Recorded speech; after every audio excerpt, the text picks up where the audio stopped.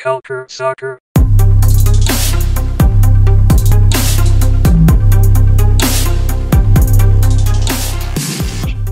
Bonsoir tout le monde et bienvenue à ce nouvel épisode de CS à l'érable, le podcast 100% canadien sur le soccer canadien. À l'animation aujourd'hui, Adi Raphaël. Malheureusement, Daniel Cameron n'est pas disponible aujourd'hui. Par contre, je suis rejoint par un expert, quelqu'un avec beaucoup d'expérience en soccer féminin, parce que ce sera le sujet aujourd'hui. Bienvenue, Georges Sanchez. Te voilà de retour au podcast C'est accélérable. Merci de te rendre disponible. Merci de m'avoir invité. Toujours un plaisir de partager nos connaissances puis nos opinions. Exactement, c'est toujours un plaisir en tout cas de discuter avec toi. Et puis c'est sûr, qui d'autre que toi que parler de la nouvelle, du nouveau sélectionneur ou de la nouvelle sélectionneuse de l'équipe nationale canadienne, parce que ce sera le sujet aujourd'hui. Donc pour ceux qui n'ont pas suivi, Équipe Canada version féminine a nommé l'entraîneur Bev Priestman au poste d'entraîneur principal. Georges, on a reçu cette nouvelle ensemble. Tu m'as directement envoyé un message pour me dire, t'as vu ce qui s'est passé? Et on attendait cette nomination depuis très longtemps. On attendait de savoir c'est qui l'identité du nouvel entraîneur. En bref et en vrac, quelle était ta réaction une fois que tu as su que c'était Bev Priestman? Ma réaction, on avait parlé dans un podcast au début de l'été de voir qui pourrait être la prochaine ou le prochain qui prendra la relève. Puis, honnêtement, c'est pas quelqu'un à qui j'avais pensé. Il y avait plusieurs noms qui ont fait le tour, mais je pense que ça pourrait être un choix intéressant vu que c'est pas un des gros noms. Si les gens parlaient, peut-être on peut aller chercher Jill Ellis ou des noms comme ça. Donc, c'est pas un gros nom, mais c'est quand même pas quelqu'un directement de l'intérieur du programme. Parce que oui, elle a été ici comme adjointe, comme directrice du programme de relève, etc. Mais elle a quand même parti pendant quelques années en Angleterre. Donc, elle a eu la chance de prendre certains reculs pour maintenant revenir. Et le simple fait que le Canada a choisi une entraîneuse, déjà, c'est un point positif selon moi, parmi les options. Elle connaît un peu la réalité du soccer canadien. Elle connaît les joueuses parce qu'étant la responsable du programme de relève du Rex Programme, les joueuses qui devront être le noyau de l'équipe pour les 3, 4, 5 années à venir, mais elle les connaît tous. Donc, c'est quand même une bonne décision. On ne connaît pas qui a fait application. On ne sait pas les discussions qu'ils ont eues avec les candidats et candidates qui ont soumis une demande d'emploi. Mais je n'étais pas surpris, mais j'étais agréablement surpris. Ouais, très sérieux, sincèrement, j'y ai pas pensé du tout non plus. Et quand on en avait parlé, je pense que son nom n'est même pas venu dans nos discussions. On n'y pensait pas, ni toi ni moi, du tout. Par contre, moi, ma réaction en premier, quand j'ai entendu que c'était elle, bon, très franchement, ça m'a pris du temps pour la replacer, je vais être honnête, parce que je me rappelais plus vraiment de Bev Priestman. Il faut dire, pour une raison ou pour une autre, ça m'a pris un peu de temps. Après, je suis là, ah oui, c'était elle qui était responsable du Rex. Donc, le Rex, en fait, pour les auditeurs qui ne sont pas au courant, c'est quoi? C'est le programme pour les U15 ou U23 au sein de l'équipe nationale. Donc, ça montre une certaine continuité dans le programme pour arriver à former des joueuses qui puissent, à un moment donné, peut-être intégrer l'équipe senior. Elle a aussi été adjointe à John Herdman avec la Nouvelle-Zélande, donc dès il y a longtemps, avant même le Canada, et aussi avec le Canada, avant d'aller, comme tu l'as dit, prendre du recul. Et une fois que John Herdman est parti chez les hommes, elle est partie rejoindre Phil Neville avec l'Angleterre. Et l'Angleterre qui a beaucoup impressionné, j'aimerais qu'on en parle un peu, Georges. Donc l'Angleterre qui a beaucoup impressionné lors de la Coupe du Monde 2019, parce qu'ils ont fini 4e à la Coupe du Monde. Puis maintenant, c'est une équipe qui est 6e mondiale. On s'entend que c'était une nation dans le temps du côté féminin, ça allait pas très bien, mais là on voit une progression quand même assez importante. Est-ce que tu penses que ces résultats du côté de l'Angleterre, est-ce que ça a apporté une autre flèche à l'arc de Beth Priestman, ou est-ce que tu penses que c'est juste le talent qui était disponible dans cette équipe anglaise qui a fait en sorte de les monter aussi haut, ou Beth Priestman a joué un rôle selon toi?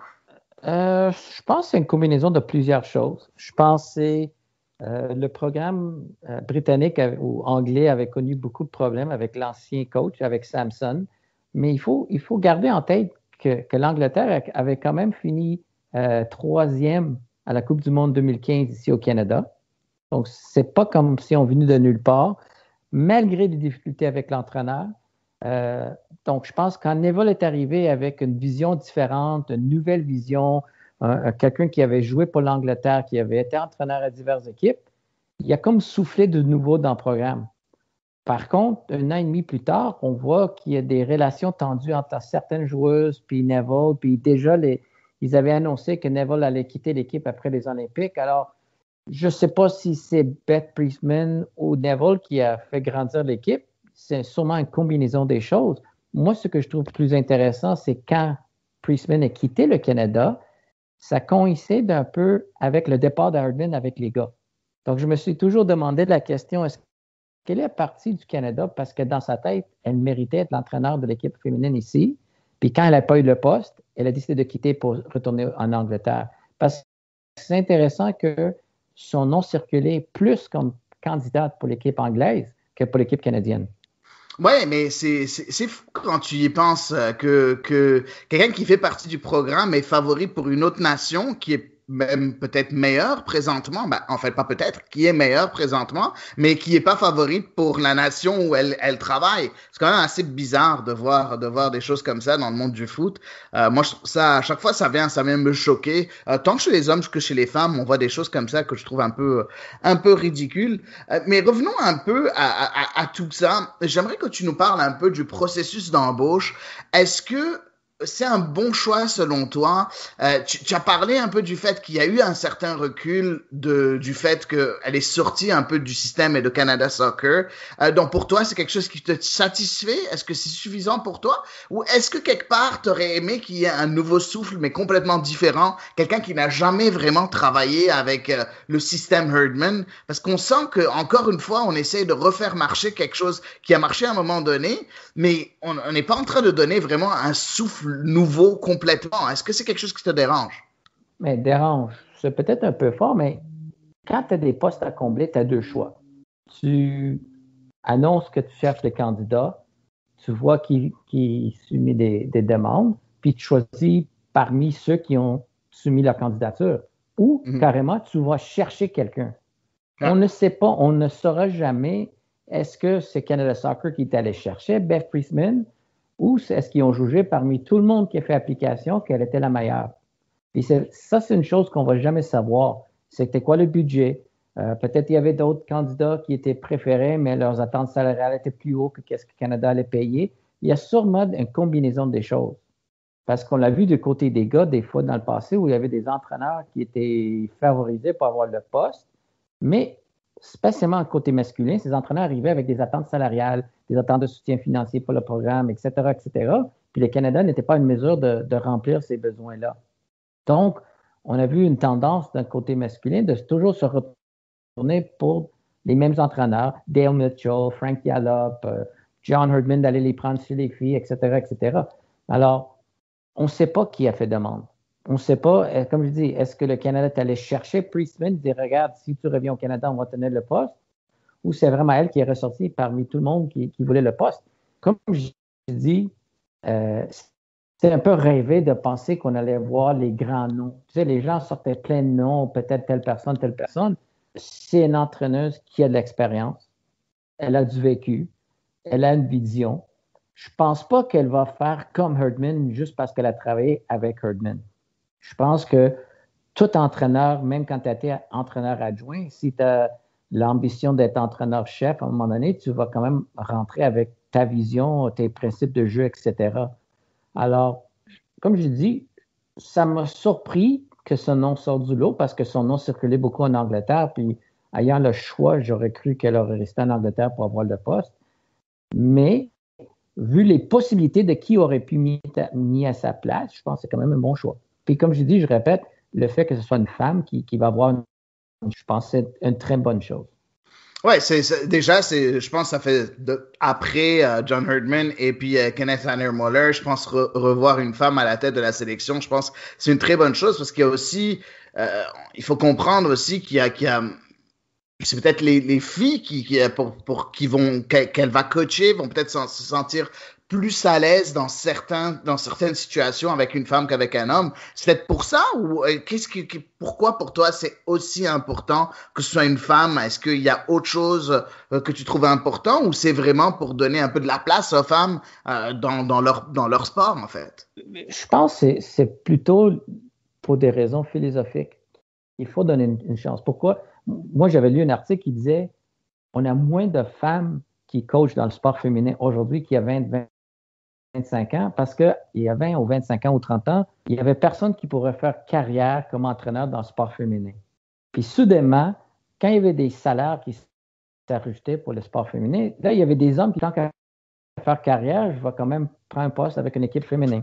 Je pense à un moment donné, si tu es qualifié et tu es une femme, pourquoi tu n'auras pas les mêmes chances qu'un homme? Je ne dis pas qu'ils auraient dû choisir une femme à n'importe quelle, mais à qualité égale, pourquoi pas faire la place aux femmes dans le sport féminin? À un moment donné, il faut qu'il s'arrive.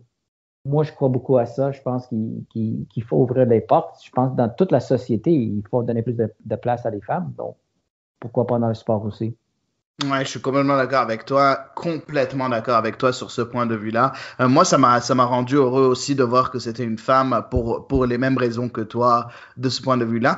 J'aimerais un peu revenir sur quelques petites choses par rapport au processus d'embauche. Par exemple, j'ai bien aimé en fait Steve Reed qui a dit que c'est normal que le processus ait pris autant de temps et sa raison derrière, sa logique derrière tout ça, c'était de dire que il faut pas oublier que l'équipe est une des leaders du sport et du sport féminin, ce qui est vrai, et que cette nomination est quelque chose de très important et il voulait vraiment prendre le temps de choisir la bonne personne. Donc, il a voulu de nouveau mettre en avant le fait que Beth Priestman, c'est pas un choix par défaut, mais c'est vraiment un choix fort, pensé et réfléchi. Une autre chose aussi qu'il a dit, j'ai bien aimé ce côté-là, c'est que Beth Priestman est quand même passé par 3 entrevues avant d'être choisi. Donc ça veut dire que soit il y avait d'autres personnes qui étaient là,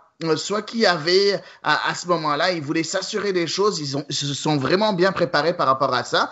Est-ce que toi, ça te fait plaisir de lire ce genre de choses-là, de voir que ça n'a pas été fait, ah oui, celui-là, un tel et un tel, ils sont amis, oui, c'est des gens, tu sais, ça n'a pas été fait à la bonne franquette, il y a vraiment eu un processus intelligent derrière tout ça. En tout cas, ça a l'air de ça. Est-ce que c'est quelque chose qui te fait plaisir de voir que c'est pris au sérieux comme ça? Mais si on regarde quand John Herdman a quitté l'équipe, puis on a tout de suite nommé, oui, on peut dire que c'était peut-être un an de la Coupe du Monde, etc., mais il y a un entraîneur que par défaut, par convenance, par facilité de choix, il a été mis au poste. On ne va jamais savoir toutes les étapes par lesquelles elle ou d'autres ont passé. Mais je suis contente au moins de savoir qu'il y avait un processus. Si c'est vrai qu'il y a eu 3 entrevues pour finaliser les choses, ça ne me surprendrait pas parce que normalement, tu vas faire un genre de triage. Après, tu vas prendre les meilleurs candidats ou candidates puis faire une deuxième entrevue. Puis souvent, le dernier entrevue, c'est une entrevue, mais c'est aussi comme on a finalisé notre choix, mais là, on veut voir les attentes de la personne envers nous. Moi, j'ai vécu ça comme entraîneur. Quand j'étais engagé à Concordia, mais la dernière entrevue, c'était plus moi qui les disais ce que moi, j'allais demander. Donc, dans leur tête, j'étais le meilleur candidat, mais ils voulaient avoir une idée de mes attentes envers eux. Donc, c'était une entrevue, mais c'était un échange d'idées, de philosophie, etc. Donc, je ne pense pas qu'elle est une candidate par défaut. Je pense sincèrement, parce que c'est quand même un poste pour une équipe qui est parmi les 10 meilleures équipes au monde. Je suis sûr qu'ils ont eu plein de demandes. C'est sûr. Les applications, il y en a eu beaucoup. Le fait qu'ils ont fait une décision réfléchie, mais on va savoir dans 1 an, dans 2 ans, dans 3 ans, ce qu'ils ont fait. Les résultats vont toujours dicter si c'est un bon choix ou non. Peu importe ce qu'on pense aujourd'hui, c'est comme un échange dans n'importe. Quand ils font un échange au hockey, ils disent mais on va savoir qui gagne l'échange dans 3-4 ans. Mais c'est un peu la même chose. On va savoir si c'était mon choix après les grandes compétitions. Ouais, mais il faudra pas non plus commencer à la juger dès l'année prochaine, surtout que on va en parler un peu plus tard de à quoi s'attendre de Beth Priestman et ainsi de suite. Mais il faudra aussi lui donner un peu de temps aussi, c'est sûr. Mais on en parlera un peu plus tard, Georges. J'aimerais que tu me parles de deux choses en premier. Je pense que je vais commencer en premier. Je sais que quand on avait eu notre discussion pour savoir qui allait remplacer Kenneth Muller, un des premiers noms que tu as nommé, et pour toi, c'était la favorite, c'était Rhian Wilkinson. Est-ce que tu peux expliquer un peu pourquoi et comment et un peu ton avis à toi sans même être, tu sais, tu n'as pas fait partie du processus de sélection, mais juste ton avis à toi à pourquoi Beth Priestman passerait devant Rhian Wilkinson. Est-ce que tu as une idée sur cette décision-là? Mais le choix de Rhian Wilkinson, c'était un peu sentimental parce que je la connais personnellement, bien sûr. Sûr. Moi, je pense, si on prend le fait de dire ancienne joueuse qui a quand même connu une grande carrière, une grosse carrière, quelqu'un qui a travaillé fort, quelqu'un qui est reconnu comme étant un leader, peut-être pas la plus flashy des joueuses, mais c'est quelqu'un que quand ils font des entrevues avec des entraîneurs puis des joueuses, tout le monde la sort comme un leader derrière, une rassembleuse, etc. Donc, c'est un choix sentimental. Par contre, je peux comprendre que peut-être ils ont jugé deux choses, qu'elle était bien à sa place, qu'elle faisait du bon travail avec les jeunes, que peut-être son profil actuel servait mieux les jeunes joueuses de U15, U16, U17, etc. Et deux, qu'elle manque d'expérience comme entraîneur-chef au plus haut niveau. Donc, si on regarde Beth Priestman, elle n'a pas plus d'expérience comme entraîneur de haut niveau que Rhian, mais elle a plus d'années d'expérience dans l'ensemble. Elle n'a jamais coaché une équipe nationale A, partout. Elle était adjointe à Hardman, elle a fait les équipes juvéniles en Nouvelle-Zélande, aussi au Canada, en Angleterre. Elle n'a jamais été entraîneur-chef, comme Rhian. Par contre, elle a quand même un vécu plus large, plus vaste, plus varié que Rhian. Rhian est entraîneur depuis 2017, donc ça fait même pas 3 ans qu'elle est entraîneur. Puis est entraîneur-chef des équipes juvéniles depuis 2 ans, même pas. Alors, juste par le vécu, je peux comprendre que Priestman soit considéré comme un meilleur choix. Ouais, mais c'est très sérieusement, moi je t'avais dit quand on avait cette discussion que je trouvais encore Wilkinson qu'elle avait besoin un peu plus d'expérience, mais quand tu y penses, Priestman, elle n'a pas beaucoup plus d'expérience que Wilkinson. Bon, oui, elle en a un peu, mais elle n'a pas énormément plus. Bref, moi de mon côté, point de vue expérience, c'est sûrement pas ça, parce que Priestman n'en a pas d'expérience, en tout cas au poste de numéro 1. Et j'aimerais à ce moment-là, on va enchaîner avec la prochaine question, Georges Sanchez. Est-ce que tu peux nous expliquer la différence et la difficulté de passer du rôle d'adjoint au rôle d'entraîneur principal? Toi qui as été, pour nos éditeurs qui ne te connaissent pas encore, je doute, mais si jamais il y en a qui ne te connaissent pas, entraîneur pendant très longtemps des Stingers de l'Université de Concordia, est-ce que tu peux nous parler un peu de la différence entre ces deux rôles-là et de la difficulté de passer du rôle d'adjoint au rôle d'entraîneur principal? Mais tout dépend la transition, tout dépend le rôle. Tu sais, c'est pas comme une équipe universitaire ou une équipe de club où normalement il y a un entraîneur-chef et un entraîneur adjoint. Au haut niveau, tu as plusieurs entraîneurs qui ont différents rôles. Par contre, la différence, pour moi, la plus grande différence, c'est que comme il y a des joueuses qui ont joué pendant que Priestman était adjointe, dans leur tête, c'était pas elle qui faisait les choix finaux. Donc là, tu passes d'un rôle de tampon entre l'entraîneur-chef et les joueuses à la personne avec la décision finale. Donc, il peut avoir des fois pas un problème, mais il peut avoir un ajustement au niveau de la crédibilité. Si tu es vu comme quelqu'un qui a toujours été adjoint puis qui n'a jamais eu d'autre poste qu'adjoint, mais ça peut créer une situation où les joueuses ne te prennent pas au sérieux de la même façon parce que souvent l'adjoint fait un peu de l'ami de l'équipe. Moi, j'ai connu ça. Moi, j'ai jamais, pas jamais, c'est pas un bon mot, là, mais j'ai pas souvent été adjoint dans les 20 dernières années de ma carrière d'entraîneur. Par contre, en 2009 puis 2011, j'étais un des adjoints quand on était les Jeux universitaires mondiaux. Puis ça m'a aidé parce que moi, j'étais l'adjoint à qui les joueuses venaient voir quand il y avait des plaintes contre l'entraîneur-chef. Mm. Ils me voyaient comme facile d'approche, donc quand ils ne comprenaient pas des choses, mais là, ils venaient me voir pour des explications, pour des idées, pour se plaindre, pour plein de choses. Mais moi, j'ai réalisé que même si moi, comme entraîneur adjoint, j'avais compris les directives de l'entraîneur-chef, ça ne veut pas dire que les joueuses ont tout compris. Donc, ça te donne une autre vision. C'est comme si tu es comme dans une famille. Si tu es le parent qui est toujours gentil, mais soudainement, tu es le parent qui doit faire la discipline, mais les jeunes vont dire ouais, mais tu es toujours le gentil, on ne comprend pas. Par contre, comme je dis, elle a été l'entraîneur-chef des jeunes, Grasso, Haitama, Gabriel Carl, etc. Eux, ils l'ont connu comme entraîneur-chef. Donc, pour eux, la transition va être plus facile que peut-être quelqu'un comme Christine Sinclair. Peut-être elle va avoir le problème de se dire ah oui, est-ce que j'ai le respect d'elle comme entraîneur-chef? Ouais, non, c'est sûr que c'est sûr qu'il y a, on le sait que d'habitude les adjoints sont plus proches des joueuses que l'entraîneur principal. Après, il paraît aussi que ça dépend du style d'entraîneur. Il y a des entraîneurs principaux qui sont plus proches des joueuses. Il y en a d'autres qui préfèrent rester plus loin et prendre vraiment des décisions en étant extrêmement loin et ne pas se rapprocher des joueuses pour prendre des décisions beaucoup plus froidement en fait. Donc ils essaient de faire ça, mais après il faudra voir quel style de rôle, quel style d'entraîneur du côté relationnel sera Beth Priestman avec ces joueuses-là. Une autre chose que je trouvais un peu... on a parlé très longtemps du programme Rex, comme quoi elle était responsable donc, des U15 au U23.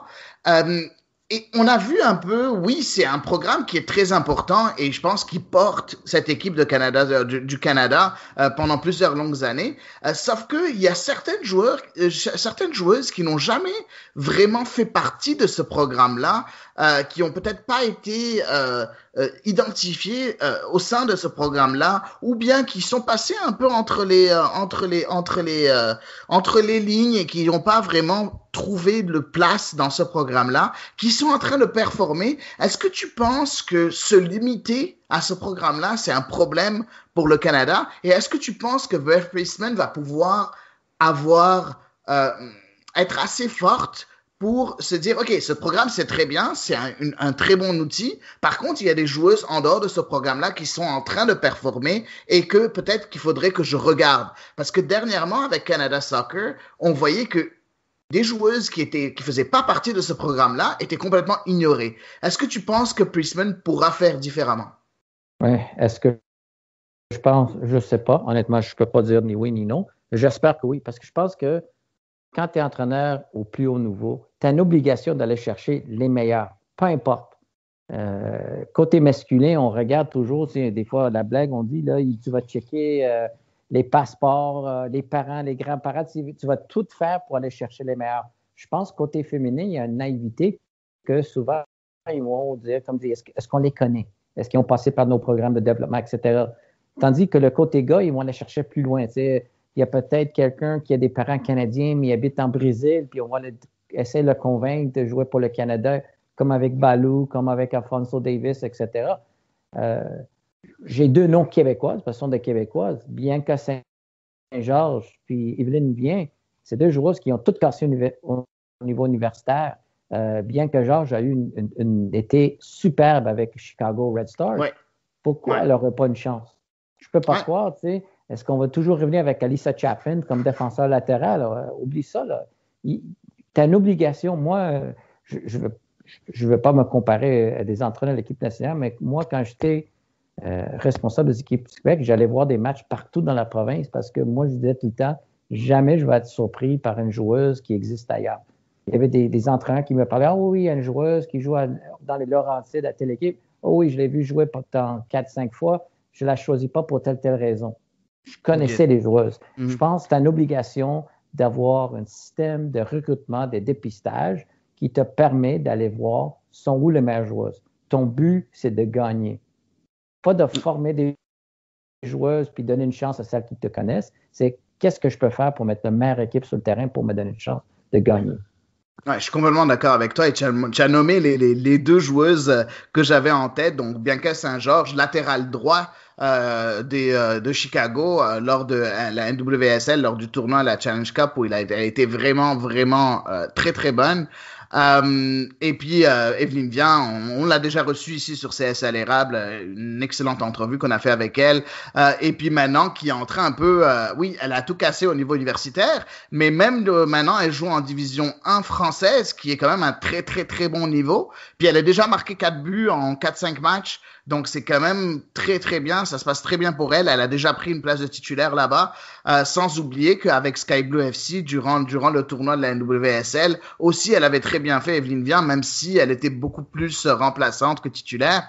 Ben, écoute, c'est des joueuses, tu peux plus passer à côté de ces joueuses-là. C'est important que tu commences à jeter un coup d'œil sur ces joueuses-là. Et je pense qu'il y en a d'autres. Il y en a sûrement d'autres qui n'ont pas fait partie du programme des U15 à U23 qui ont aussi éclos plus tard ou ailleurs, ou vraiment pas devant les projecteurs et qui méritent peut-être leur chance au moins d'être appelés au camp d'entraînement ou quoi que ce soit. Donc, on verra si jamais Beth Priestman va prendre ça en considération dans le futur. Passons à la prochaine chose dont j'aimerais parler. Beth Priestman a parlé longuement un peu de ses objectifs, de ce qu'elle essaye de faire. Elle a des ambitions quand même assez fortes. Elle est convaincue de la tâche qu'elle a à faire. Puis elle avait, je pense, à un moment donné, un peu de très gros et grands mots. Elle a même dit quelque chose, donc je vais juste donner une de ses phrases à elle. Elle a dit, on a besoin de changer la couleur de la médaille lors des prochains Jeux olympiques. Donc, elle a dit, c'est un exploit extraordinaire d'avoir eu 2 médailles de bronze, mais si jamais on veut continuer à progresser, faut avoir mieux que la médaille de bronze. Est-ce que tu penses que ses ambitions à elle sont un peu démesurées? Je pense qu'en tant que bon entraîneur de haut niveau, il faut toujours que tu vises à être meilleur. Est-ce que tu auras confiance en un entraîneur qui arrive, j'espère qu'on va faire bien. J'espère qu'on va se qualifier pour la prochaine Coupe du Monde. Le Canada a toujours été 10, 11, 12e. On a une bonne jeune équipe. On a un noyau de joueuses. On a ci, on a ça. Il faut viser plus haut. Tu ne peux pas te restreindre et dire on espère gagner une 3e médaille de bronze. Moi, je pense que c'est un peu... on a vu le changement partout au Canada après les Jeux olympiques de 2010. Les Olympiques d'hiver de 2010, c'était la première fois que, comme pays, on avait ce guts de dire on veut être les meilleurs. Avant, on prenait beaucoup la participation, puis faire notre mieux, puis moi, c'était le typique, la phrase anglophone, personal best. Elle a fini 22e, mais son meilleur temps à vie. Mais tu as quand même fini 22e. C'est pas suffisant, là. Il faut viser. Pourquoi? Je préfère un entraîneur qui arrive et dit moi, je vise à être meilleur que l'année passée. Correct. J'ai aucun problème avec ça du tout.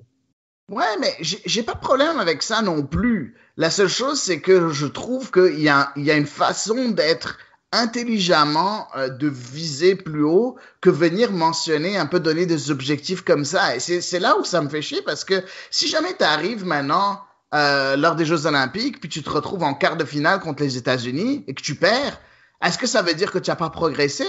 Pas Oui. Spécialement. Tu comprends? Moi, je dirais oui. Parce que quand tu as fini 3e 2 fois de suite, tu as juste 2 pas de meilleur à faire.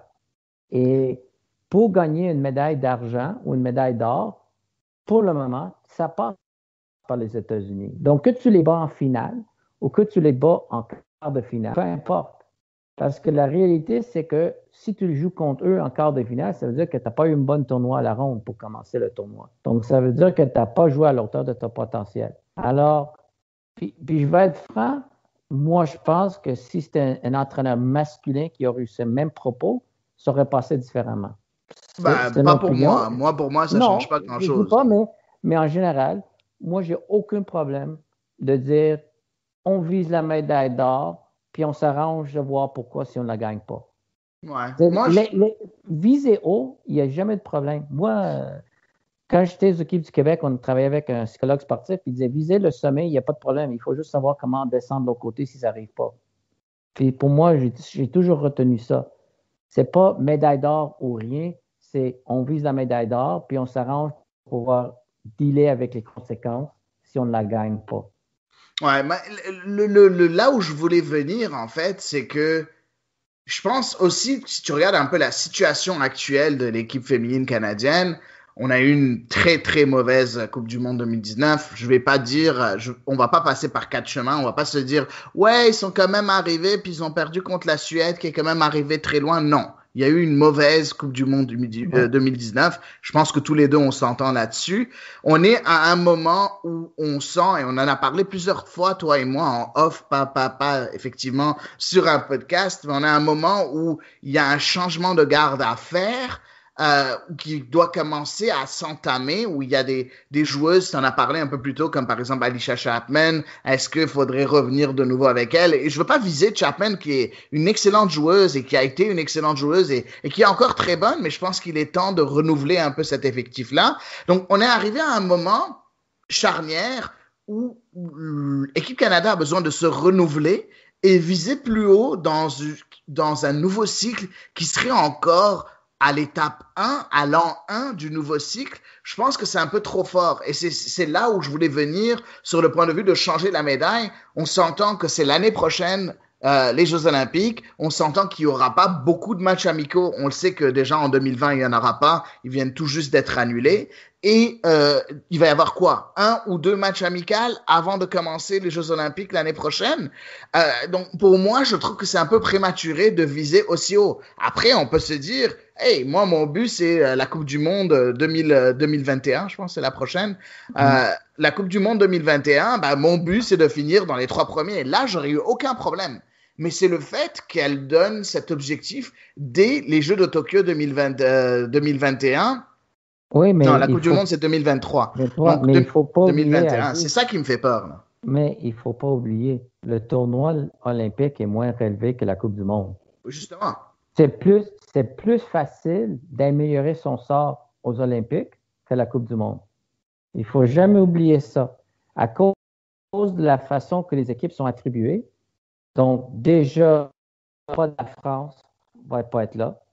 L'Allemagne ne serait pas à la Coupe du Monde. Donc déjà, 2 grosses équipes contre qui le Canada a la difficulté ne seront même pas aux Olympiques.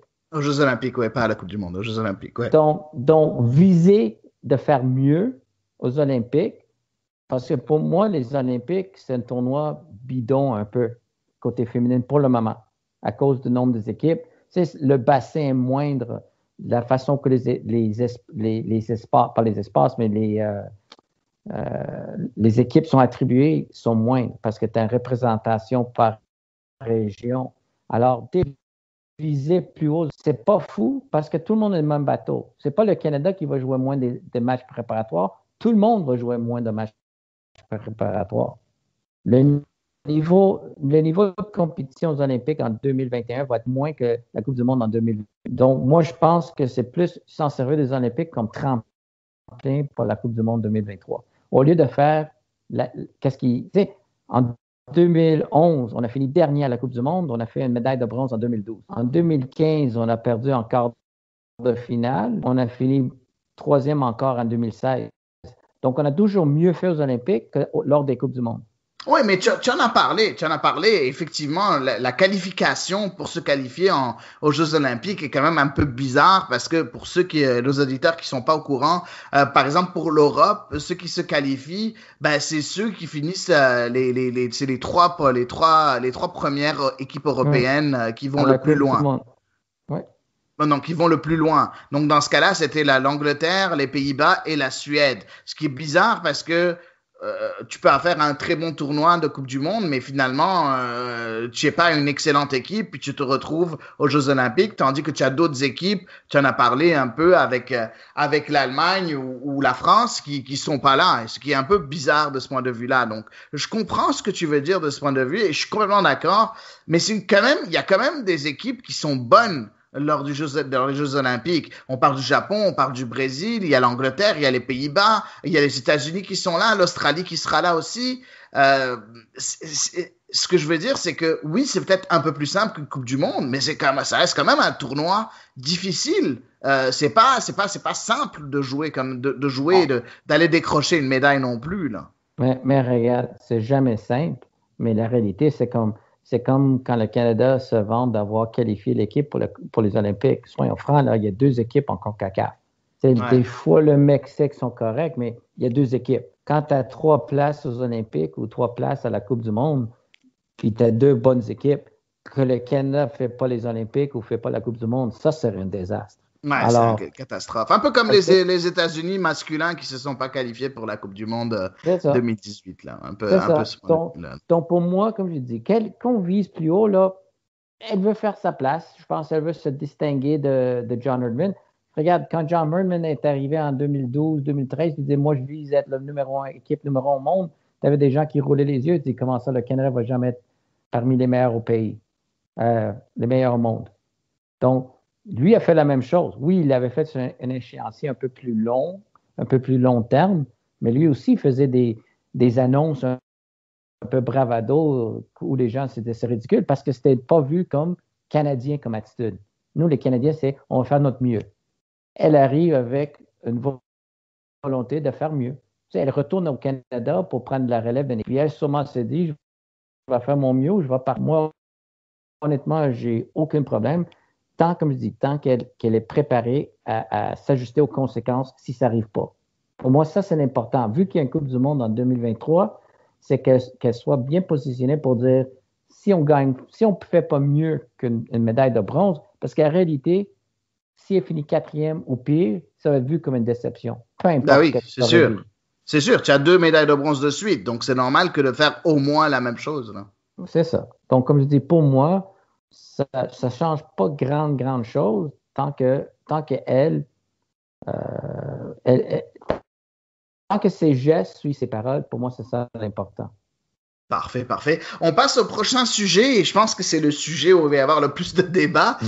Est-ce que, mon ami Georges, est-ce que tu penses que c'est le temps, tu as dit un peu plus tôt qu'il est temps de commencer un nouveau cycle avec ce tournoi olympique-là, de commencer à faire des changements pour ramener un peu plus un nouveau souffle au sein des joueuses sélectionnées pour ces Jeux olympiques-là?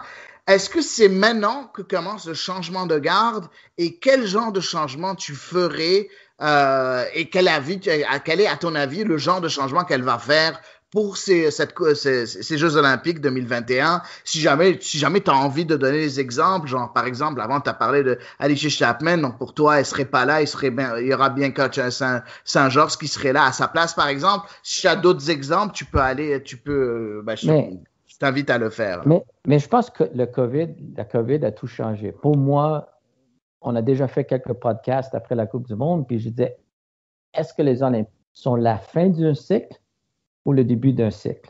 Quand les Olympiques auraient dû avoir lieu cet été, c'était la fin d'un cycle pour moi. Ouais. Mais là, ça Avec, devient le début d'un cycle. avec un nouvel entraîneur et le fait qu'il a été retardé d'un an, pour moi, les Olympiques deviennent le début d'un nouveau cycle.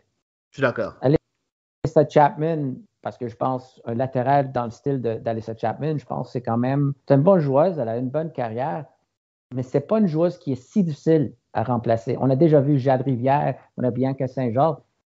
Les latéraux, il y en a, je dirais pas qu'il y a une tonne, mais c'est plus facile à changer une latérale défensive qui court la ligne. Ouais. Moi, personnellement, on a ce qui peut être considéré la plus grande joueuse féminine dans l'histoire du soccer féminin.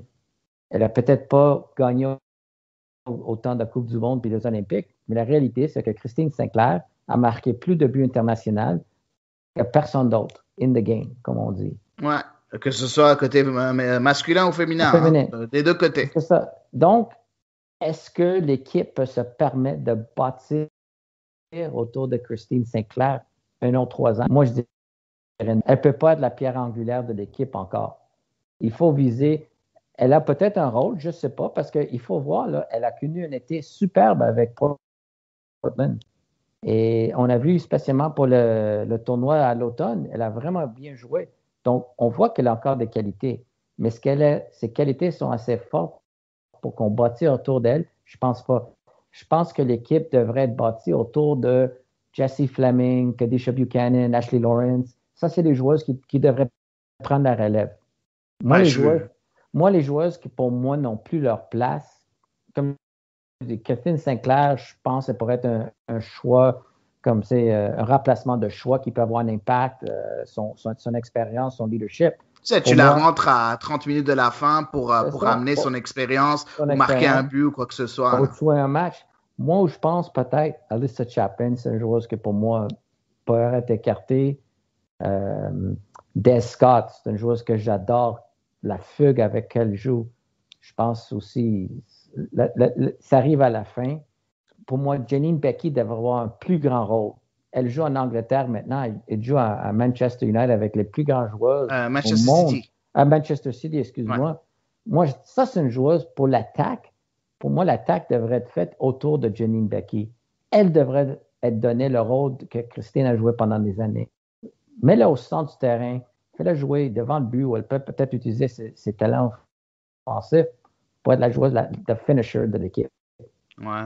Ben, tu sais, je suis complètement d'accord avec tes choix. Donc, tu as parlé de Alyssa Chapman. Donc, on mettrait à ce moment-là, tu sais, Bianca Saint-Georges qui pourrait venir remplir le même rôle en étant plus offensive parce qu'on l'a vu lors du tournoi, elle est extrêmement offensive et elle est capable d'amener du danger, hein. C'est pas du n'importe quoi, là. C'est vraiment pas mal, Bianca Saint-Georges. Mais aussi, tu as parlé de Des Scott. Je suis complètement d'accord avec toi. Mais je pense qu'il y a d'autres joueuses, bon, on voit par exemple lors du tournoi de France 2020 en début d'année, et Kenneth Muller avait rappelé encore une fois Diana Matheson à 36 ans. J'aime beaucoup la joueuse, je l'adore, mais je pense qu'il est temps de passer à autre chose. On a des joueuses qui sont capables de remplir ce rôle, qui sont beaucoup plus jeunes et qui sont capables de vraiment apporter la même chose, voire peut-être mieux que Diana Matheson. Mais moi, je vais aller encore plus loin.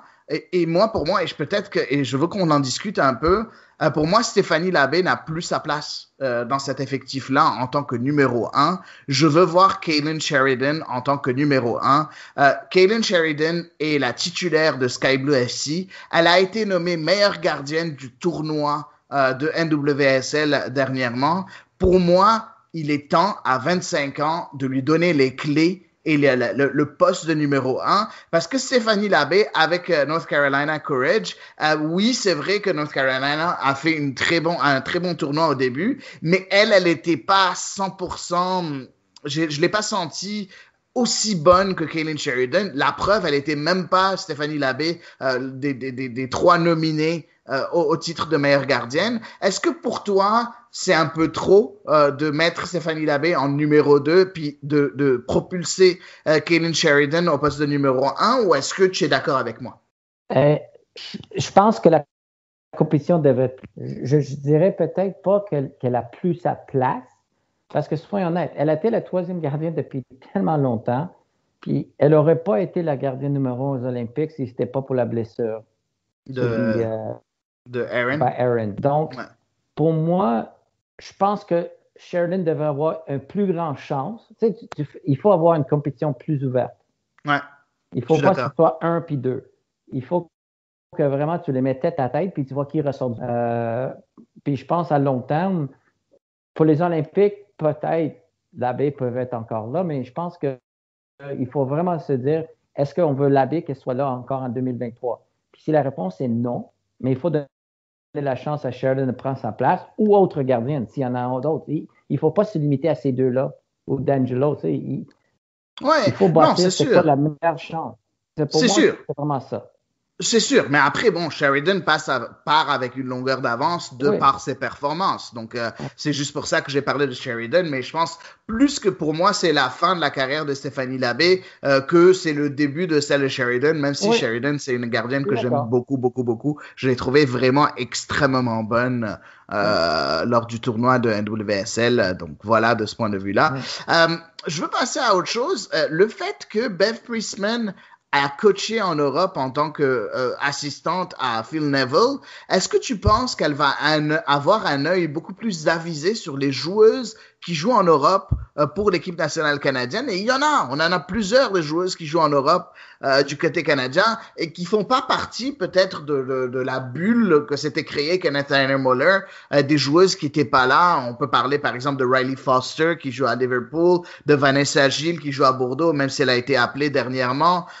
Quinn qui était avant en Europe, maintenant elle est repartie en NWSL. Est-ce que tu penses que des joueuses comme ça vont avoir plus de chance juste par le fait que Priestman a coaché en Europe? Mais je sais pas. Oui, peut-être elle va connaître un peu, elle va avoir peut-être des contacts dans les ligues en Europe. Parce que moi, qu'on avait déjà parlé, moi je pense que de plus en plus, la formation de joueuses va passer par les clubs en Europe. Sincèrement, je pense qu'on s'en va vers ça. Pouvoir vivre en athlète professionnel 12 mois par année va aider le développement des joueuses. Donc, oui, je pense qu'il pourrait avoir des chances, mais est-ce que Canada Soccer va lui permettre de sortir de l'engrenage qui a été la voie de développement au Canada pendant des années? Le REX, les centres de développement, jouer aux États-Unis, jouer dans la NWSL, équipe nationale. Je ne sais pas. J'espère que oui, parce que je pense qu'il y a de la qualité ailleurs. Comme j'ai dit, en tant qu'entraîneur, tu as une responsabilité d'aller chercher les meilleurs, peu importe où ils se trouvent. Ouais, je suis complètement d'accord avec toi. En tout cas, moi je l'espère. En tout cas, je serais très déçu si jamais lors de la prochaine la prochaine fois que Beth Priestman ou la première fois que Beth Priestman appelle son équipe nationale, je serais très déçu de pas voir des Bianca Saint-Georges ou des Evelyne Viens si elles sont disponibles, si elles sont pas blessées ou quoi que ce soit. Je serais très très très déçu de pas les voir et j'aimerais commencer ce changement de garde tout de suite. Peut-être pas directement de fond en comble, mais au moins commencer à bouger les choses, parce que d'un côté, en bougeant les choses, et tu l'as dit un peu plus tôt, Georges Sanchez, en bougeant un peu les choses, tu pousses un peu les joueuses qui sont confortablement installées, tu les pousses un peu à aller encore plus se donner pour garder leur place. Donc, c'est une bonne chose d'avoir la concurrence au lieu d'avoir toujours les mêmes filles qui sont toujours là, qui n'ont pas plus à faire grand chose avant d'être rappelées parce que elles font partie de la gang. Et c'est important de pousser un peu ces limites-là. Donc, voilà mon point de vue pour cette équipe de canadienne féminine. Georges Sanchez, merci beaucoup d'avoir été là pour ce podcast de CSL Érable. C'était comme d'habitude extrêmement intéressant. Toujours un grand plaisir, Razi. Puis la suite nous dira est-ce que le Canada a fait un bon choix ou non. Ben, j'espère très fortement que le Canada a fait un bon choix. En tout cas, on est tout le temps derrière cette équipe nationale, féminine comme masculine, et on va continuer à vous en parler ici sur CSL Érable. À chaque fois qu'il y a des nouvelles, on va vous en parler et on va vous tenir à jour. Merci encore, Georges. À la semaine prochaine, nos chers éditeurs, pour un nouvel épisode de CSL Érable.